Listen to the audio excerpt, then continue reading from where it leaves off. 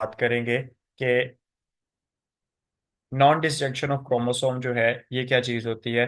हमारा चैप्टर जो है चैप्टर नंबर 21 है। और टॉपिक आपका जो है वो मियोसिस के बाद वाला है। ये है रहा आपका बेटा टॉपिक, मियोटिक एरर और नॉन डिसजंक्शन।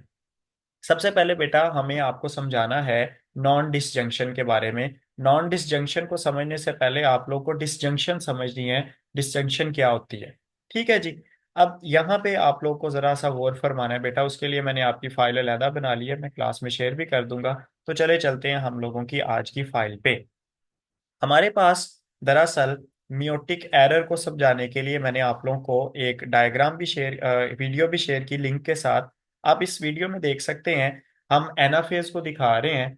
और एनाफेज में आप लोग देख सकते हैं यहाँ पे क्रोमोसोम जो है वो बिल्कुल मेटाफेज में बिल्कुल दरमियान में अलाइन हो चुके हैं। इस टाइम आपको नजर आ रही होगी स्क्रीन। अलाइन होने के बाद अब जरूरत है कि ये आपके जो है ये वाला क्रोमोसोम इस तरफ चल जाए, पिंक वाला इस तरफ, ब्लू वाला इस तरफ, पिंक वाला इस तरफ, ब्लू इस तरफ और पिंक इस तरफ। जैसा कि एनाफेज में होता है a complete distribution of chromosome. लेकिन हम यहाँ पे क्या देखते हैं कि क्रोमोसोम की डिस्ट्रीब्यूशन जब हो रही है तो यहाँ पे देखिए, लेट्स हैव अ लुक। यहाँ पे आपके दो क्रोमोसोम बिल्कुल ठीक अलहदा हो गए हैं, लेकिन ये वाला क्रोमोसोम पूरे का पूरा पेयर जो है वो दूसरे सेल में चला गया है। इसे आप लोग कहते हैं नॉन डिसजंक्शन। ये जो आपका काम है यहाँ पे जो होना था, बिल्कुल इन्हें दरमियान में से कट करके अलहदा करना था। It is called disjunction. अलहदा अलहदा करना, ठीक है। जंक्शन कहते हैं जोड़ को, डिस का मतलब अलहदा करना। तो आपने इन्हें बिल्कुल दरमियान में से अलहदा करना था, जो कि सेल का नॉर्मल प्रोसेस है। It is called disjunction. लेकिन कई बार सेल जो है वो एनाफेज या टीलोफेज में it fails to perform normal disjunction, और आपके पास आती है बेटा नॉन डिसजंक्शन। ये जैसा कि आपके पास यहाँ पे सामने नजर आ रही है, ये टीलोफेज या एनाफेज में आपके सामने आती है नॉन डिसजंक्शन ऑफ क्रोमोसोम। ये मियोसिस के दरमियान खराबियां आती हैं। अब हम इसे अगेन देख सकते हैं एक और तरह से। यहाँ आपके पास मैंने दो डायग्राम्स आप लोगों को शो करवा रहा हूँ इस टाइम स्क्रीन पे। आप देख सकते हो ये डिसजंक्शन है। आपके पास दो क्रोमोसोम है, एक इधर डॉटर सेल में एक इधर। जब वो आगे डिवाइड किए, एक क्रोमेटिड इधर, एक क्रोमेटिड इधर, एक क्रोमेटिड इधर, एक क्रोमेटिड इधर, तो हम लोग इसे लिखेंगे ये आपके पास जो है ये भी एन है। एन का मतलब हेप्लॉइड सेल है। ये भी एन है, ये भी बेटा आपके पास एन है। और ये भी पुत्र आपके पास जो है वो एन है। जबकि नॉन डिसजंक्शन के केस में बेटा आप लोग क्या देखते हो, नॉन डिसजंक्शन में ये दो क्रोमोसोम है, एक इधर चला गया एक इधर चला गया मियोसिस में। ये आपके पास मियोसिस वन हुई है। ये जो आपके पास है ना बेटा, ये हुई है आपके पास मियोसिस वन। तो मियोसिस वन में आप लोग देखो ये बिल्कुल ठीक आ रहे हैं। कई बार ऐसा होता है मियोसिस वन में भी एरर आ जाता है। यहाँ पे बिल्कुल ठीक आ रहे हैं। लेकिन जैसे ही आपके पास मियोसिस टू होती है तो ये आपके पास एन, ये भी बेटा एन। एन का मतलब है हेप्टॉइड नंबर ऑफ क्रोम। ये आपके पास क्या है, ये एन तो है ही, लेकिन इसमें एक क्रोमेटिड ऐड हो गया, so it is called an plus one. ये भी बात याद रखनी है। और यहाँ पे इसके पास क्रोमोसोम आया ही नहीं, तो हम लोग लिखेंगे एन माइनस वन। ठीक है जी। तो ये आपको शो करवा रहा है, ये है बेटा हमारे पास जो है डिसजंक्शन प्रॉपरली। और ये है नॉन डिसजंक्शन, जब क्रोमोसोम फेल्स टू सेग्रीगेट, जब ये अलग होना जो है वो भूल जाते हैं। इसे हम कहते हैं बेटा हमारे पास जो है वो मियोटिक एरर आ गया या नॉन डिसजंक्शन हो गई है। अब हमने यहाँ पे समझना है पहले एक ह्यूमन क्रोमोसोम्स को, ठीक है। फिर हम इन बीमारियों पे, सॉरी जो है सिंड्रोम्स पे बात करेंगे।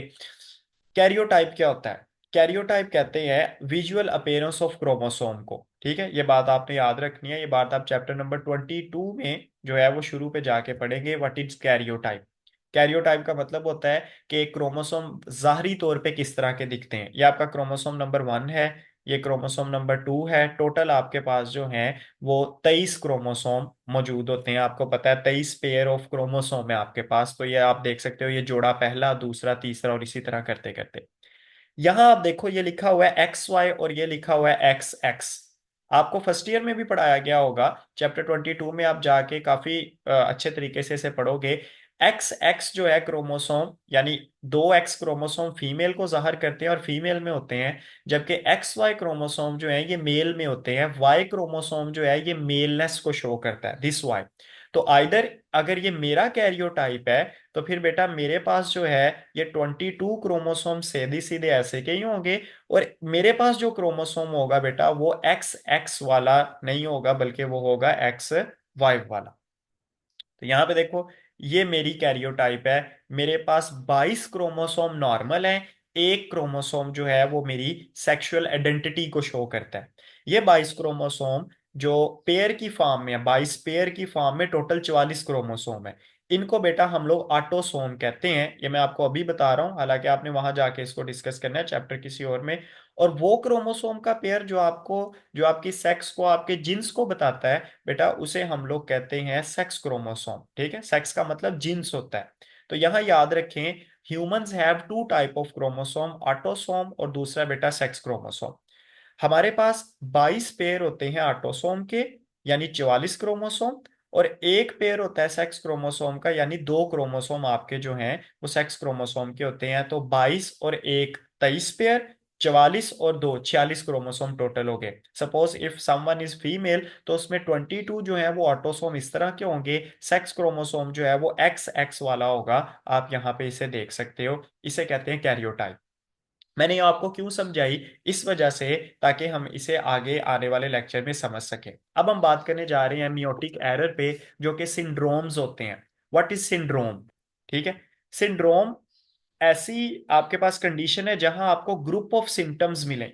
ठीक है, कई तरह की बीमारियों के सिम्टम्स इकट्ठे ही आपको मिले, तो आप कहते हैं कि ये कोई बीमारी नहीं है, ये सिंड्रोम है। आप सिंड्रोम ना तो डिजीज होता है, डिजीज की डेफिनेशन है कि आपको बायोलॉजिकली इलनेस है, आप कोई, आपकी बॉडी बायोलॉजिकली फंक्शन परफॉर्म नहीं कर पा रही। और ना ही ये डिसऑर्डर है। डिसऑर्डर होता है बेटा कि आपकी बॉडी कोई फंक्शन कर रही है, लेकिन वो फंक्शन जो है वो डिसरप्ट है, वो फंक्शन नॉर्मल नहीं है। तो सिंड्रोम के बारे में याद रखना है, सिंड्रोम आर नाइदर डिजीज और नॉट डिसऑर्डर। ये अलहदा ही कैटेगरी में आते हैं। ये आपके पास ग्रुप ऑफ सिम्टम्स है of consistently occurring similar type of disease. ठीक है जी। हमारे पास सबसे पहला सिंड्रोम जो यहाँ पे आता है वो है बेटा डाउन सिंड्रोम, जिसे मंगोलिज्म भी कहते हैं। आपने इसे अंडरलाइन कर लेना है। डाउन सिंड्रोम क्यों आता है? जब भी हमारे chromosome during egg cell formation और ड्यूरिंग स्पर्म सेल फॉर्मेशन हमारे क्रोमोसोम सेपरेट नहीं हो पाते, यानी उनमें ये वाली जो है नॉन डिसजंक्शन प्रॉपरली जो है वो आपको सामने नजर आ रही है, डिसजंक्शन नहीं हो पाती, नॉन डिसजंक्शन हो जाती है, तो आपको जो है ये अब मियोटिक एरर सामने आना शुरू कर देते हैं। पहला है डाउन सिंड्रोम, जो कि बेटा ऑटोसोमल डिसऑर्डर है। अब ऑटोसोमल से क्या मुराद है? मैंने आपको अभी पीछे बताया था कि आपके यहां तक जो 22 पेयर हैं ये सारे आपके ऑटोसोम है, ये 22वां पेयर है। 22 तक ऑटोसोम है, आगे वाले दोनों सेक्स क्रोमोसोम है।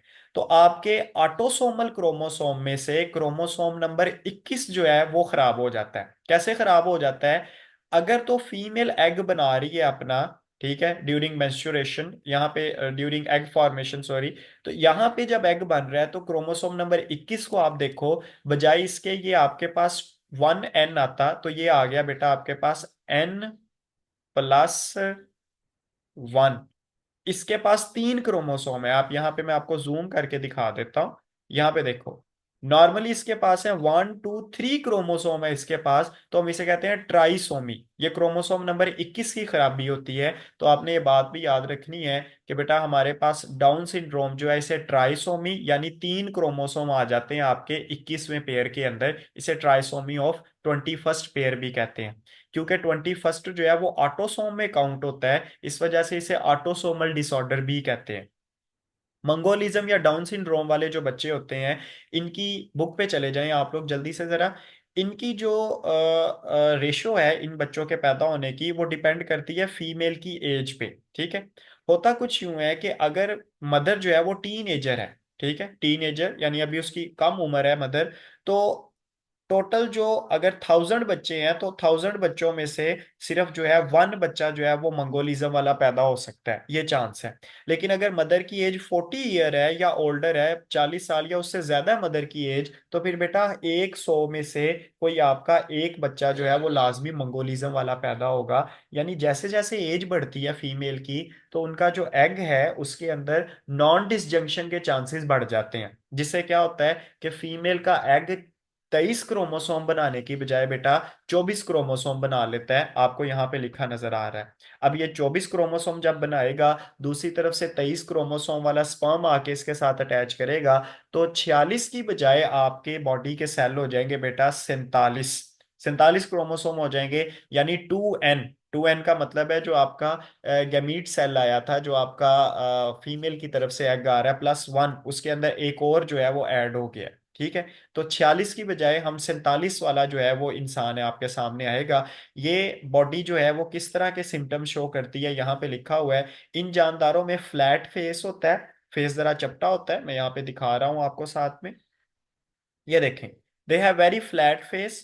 ठीक है, सिक्वेंट आईज, भेंगी आंखें होती हैं इनकी। ठीक है, स्कैंटी हेयर्स, बिखरे हुए जरा बाल होते हैं, एंड स्केली स्किन, आप यहाँ पे इनको देख सकते हो, यहाँ देख सकते हैं। एंड दे हैव प्रोट्रूडिंग टंग, इनकी जुबान जो है वो हमेशा मुंह से बाहर निकली रहती है, ज्यादातर बचपन में, फिर आहिस्ता आहिस्ता कंट्रोल कर लेते हैं ये। ठीक है, they have very scaly skin, आप यहाँ पे देख सकते हो, बचपन में जो इनकी स्किन होती है वो स्केली होती है। ठीक है जी। और इनके पास मेंटल रिटार्डेशन जो है वो हमें सामने आती है। मेंटल रिटार्डेशन का मतलब होता है दिमागी तौर पे ये चुस्त तवाना नहीं होते, ये ज्यादा ग्रो नहीं कर पाते।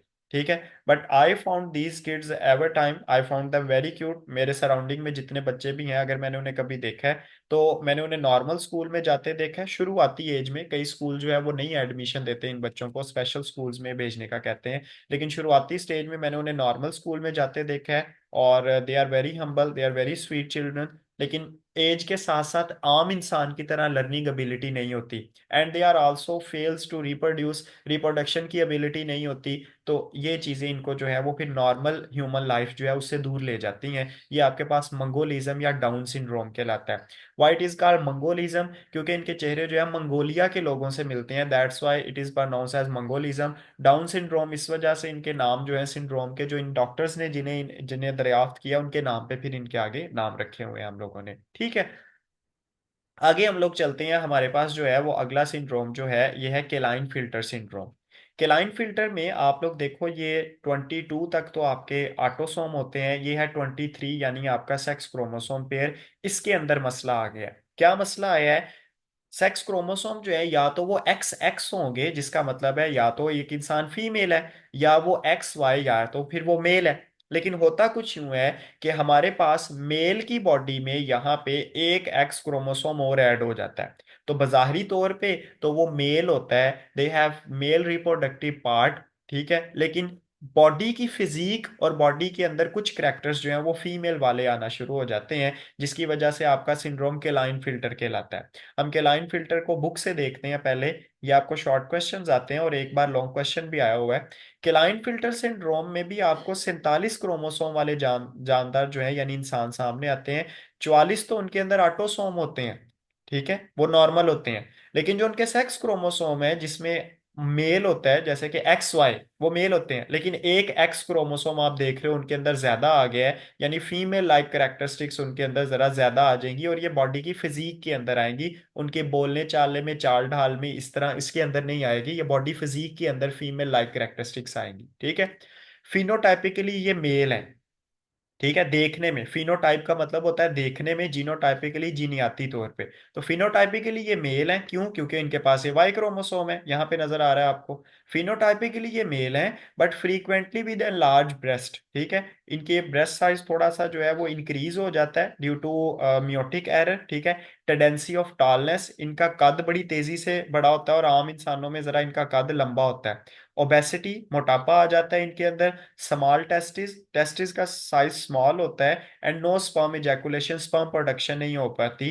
And they have under developed secondary sexual character. बेटा सेकेंडरी सेक्सुअल कैरेक्टर ये होते हैं जिससे पता चलता है कि एक जिन्स जो है वो अडल्टहुड की तरफ जा रही है। जैसे मेल में सेकेंडरी सेक्सुअल कैरेक्टर है आवाज का भारी हो जाना, चेहरे पे बाल आना, चेस्ट पे बाल आना, ठीक है, स्किन की टैनिंग हो जाना, यानी स्किन का कलर जो है वो सख्त होना शुरू हो जाना, ये सेक्सुअल करेक्टर्स हैं, सेकेंडरी सेक्सुअल करेक्टर। तो इनके अंदर वो जाहरी तौर पे सामने नहीं आ पाते। इसके अलावा 47 के अलावा ये 48 क्रोमोसोम वाले भी होते हैं। जब ये तो इनके नॉर्मल है एक्स वाई, लेकिन दो जो है वो आपके पास एक्स एक्स यानी फीमेल अपीयरेंस हो जाती है इनके अंदर। They are also with 49 chromosome, जिसमें एक्स वाई तो इनका मेलनेस है, लेकिन ये 3x जो आप यहाँ पे देख रहे हो ये शो कर रहा है इनके अंदर एक्स्ट्रा फीमेल क्रोमोसोम को, जिसकी वजह से जो है ये क्लाइनफिल्टर के पेशेंट बन जाते हैं। क्लाइनफिल्टर के जो पेशेंट है उनकी बॉडी कुछ इस तरह से दिखती है। हम यहाँ पे देख लेते हैं, ये डाउन सिंड्रोम वाले हैं, और ये रहे बेटा केलाइन फिल्टर वाले। केलाइन फिल्टर सिंड्रोम के लोगों को आप देख सकते हो, they have very tall body और टॉल स्ट्रक्चर है इनका, ठीक है। Tendency to lose chest hair, जैसे मेल्स के अंदर होते हैं इस तरह इनकी छाती पे बाल नहीं होते। दे हैव अबनॉर्मल और non cancerous enlargement of one और बोथ ब्रेस्ट, ठीक है।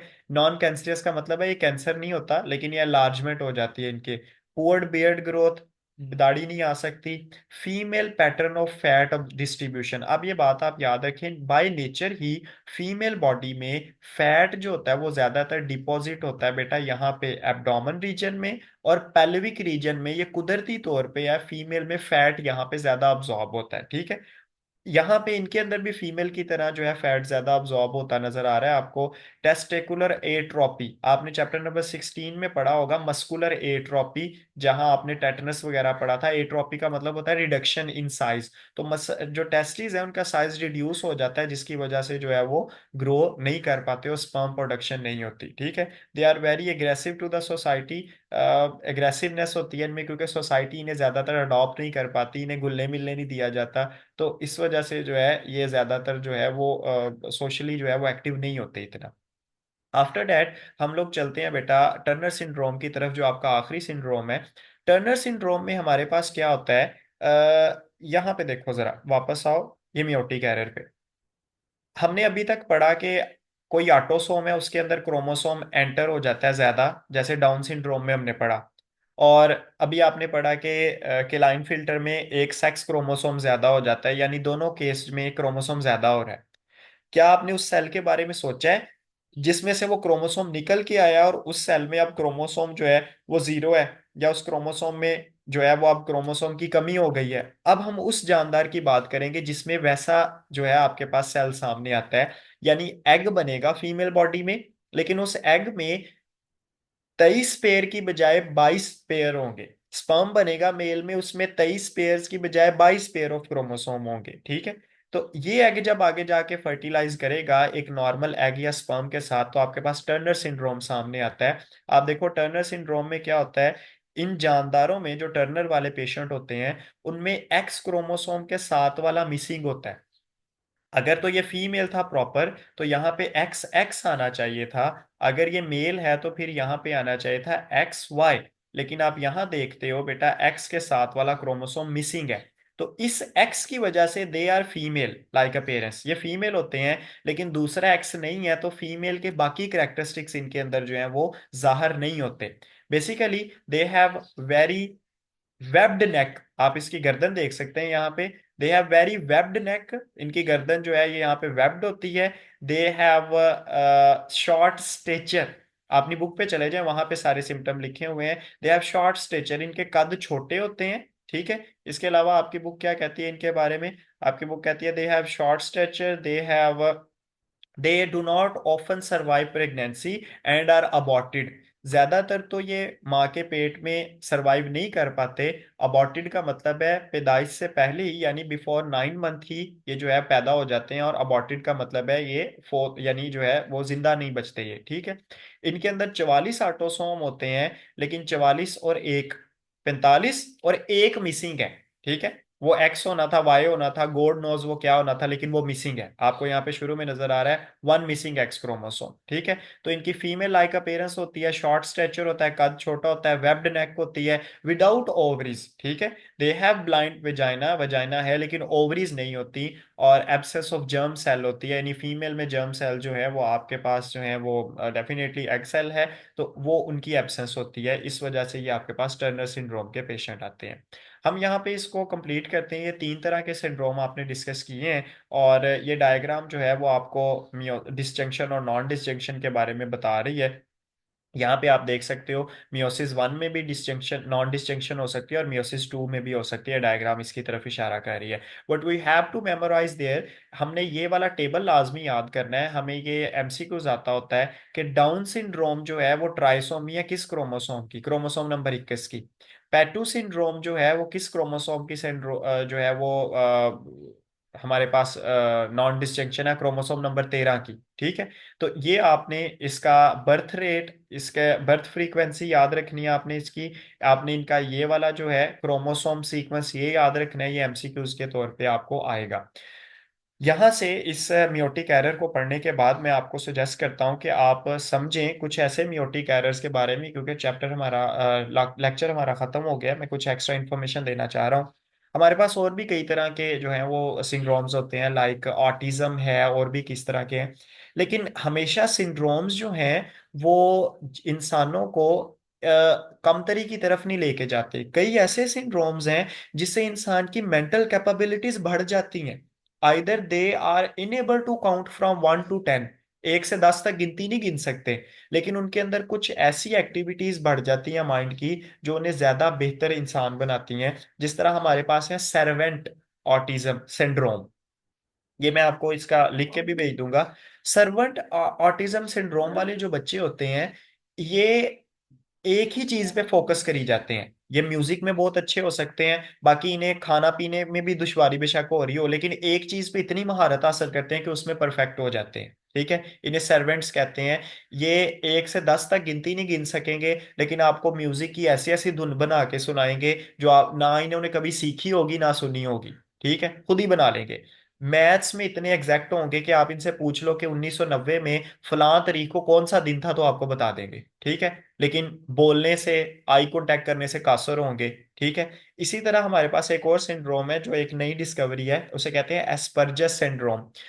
एस्पर्जस सिंड्रोम हम उन जानदारों के लिए यूज करते हैं, इंसानों के लिए, which have extra ordinary mental capabilities. तो साइंटिस्ट का मानना है कि ये सिंड्रोम आज तक दो लोगों को था, जिसमें आइंस्टाइन और दूसरा हमारे पास एलॉन मस्क है। इन इन इनमें इस सिंड्रोम की वजह से, हालांकि म्योटिक एरर की वजह से नहीं है, they have their on other reasons. तो इन सिंड्रोम की वजह से, अब सिंड्रोम जो है वो जरूरी नहीं है मियोटिक एरर की वजह से हो, सिंड्रोम और भी वजह से हो सकते हैं। मैं वैसे आपका इंटरेस्ट बनाने की कोशिश कर रहा हूँ। तो एस्पर्जस सिंड्रोम वाले जो लोग हैं, इनकी मेंटल कैपेबिलिटी बहुत ज्यादा हो जाती है, जैसे एलॉन मस्क है आपके सामने, या आपके सामने जो है आइंस्टाइन है। तो सिंड्रोम्स जो हैं they are not every time हमें हमारे सामने जो है वो डिसेबिलिटीज लाते हैं। सिंड्रोम आपके सामने जो है वो अच्छी चीजें भी लाते हैं। तो ये था बेटा आज का लेक्चर हमारा। इसके रिलेटेड मटेरियल मैं ग्रुप में शेयर कर देता हूँ। होप सो आपको जो है वो लेक्चर के अंदर इंफॉर्मेशन जो प्रोवाइड की है उसकी समझ भी आई होगी, और आपको अंदाजा भी हुआ होगा कि हमने इसे किस तरह से लेके चलना है। ओवरऑल ये शॉर्ट क्वेश्चन लॉन्ग क्वेश्चन दोनों की तरह आता है। कल हम आपके चैप्टर का लास्ट लेक्चर लेंगे जो कि है अपोप्टोसिस और नेक्रोसिस। तब तक के लिए बेटा अल्लाह हाफिज, अपना ख्याल रखिए।